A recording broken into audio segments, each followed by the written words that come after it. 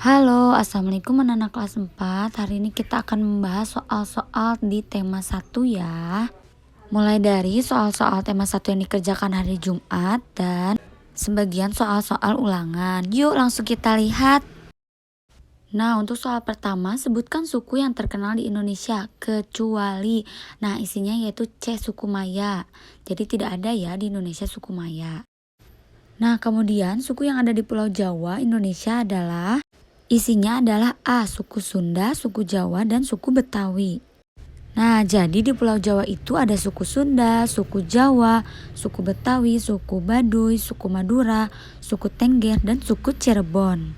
Soal berikutnya yaitu berikut bukan sikap terhadap teman yang berbeda suku.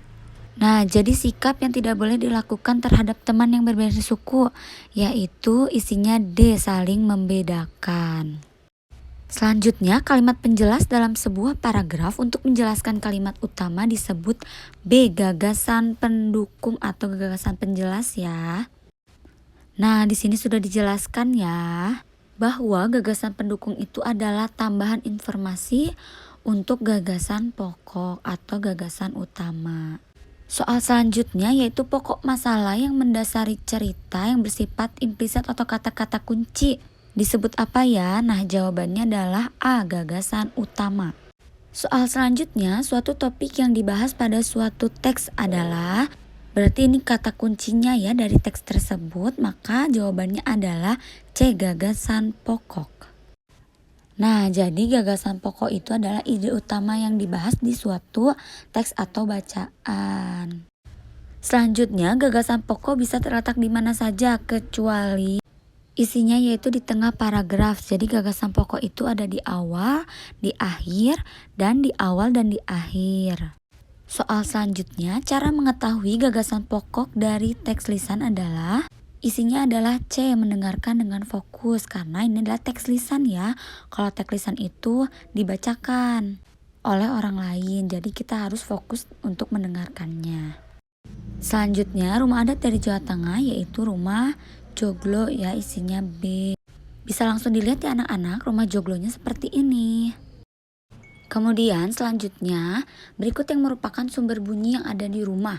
Jawabannya adalah C. Bel rumah. Karena bel rumah menghasilkan bunyi ya anak-anak. Soal selanjutnya yaitu bagian telinga yang berperan menangkap getaran, yaitu jawabannya A. Gendang telinga.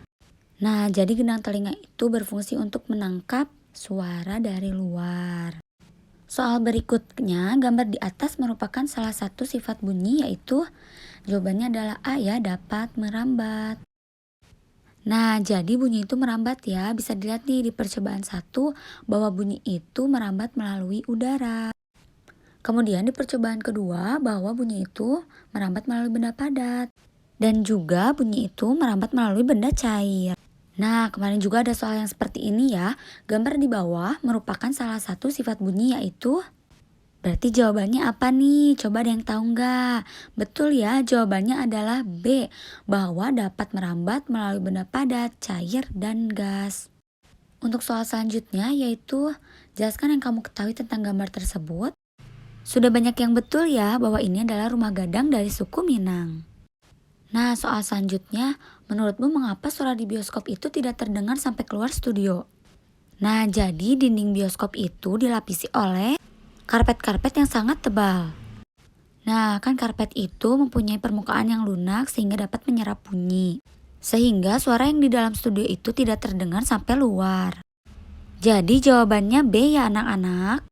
Nah, soal yang berikutnya juga berhubungan nih. Benda-benda yang dapat memantulkan bunyi adalah, jadi benda yang memantulkan bunyi itu permukaannya harus keras. Coba anak-anak bisa dilihat nih jawabannya apa ya? Jawabannya adalah D. Dinding beton, sendok aluminium, dan kaca. Nah, jadi kaca ini merupakan benda yang dapat memantulkan bunyi. Sedangkan busa yang mempunyai permukaan yang lunak termasuk benda yang menyerap bunyi. Nah, untuk soal yang terakhir, saat menyelam di kolam renang, kita dapat mendengarkan suara teman yang berada di atas. Hal ini membuktikan bahwa gelombang bunyi itu dapat merambat melalui benda apa nih? Ada yang tahu nggak? Iya, betul sekali. Jawabannya adalah B, cair. Jadi bunyi itu dapat merambat pada benda cair. Sekian pembelajaran hari ini, anak-anak tetap semangat belajarnya ya.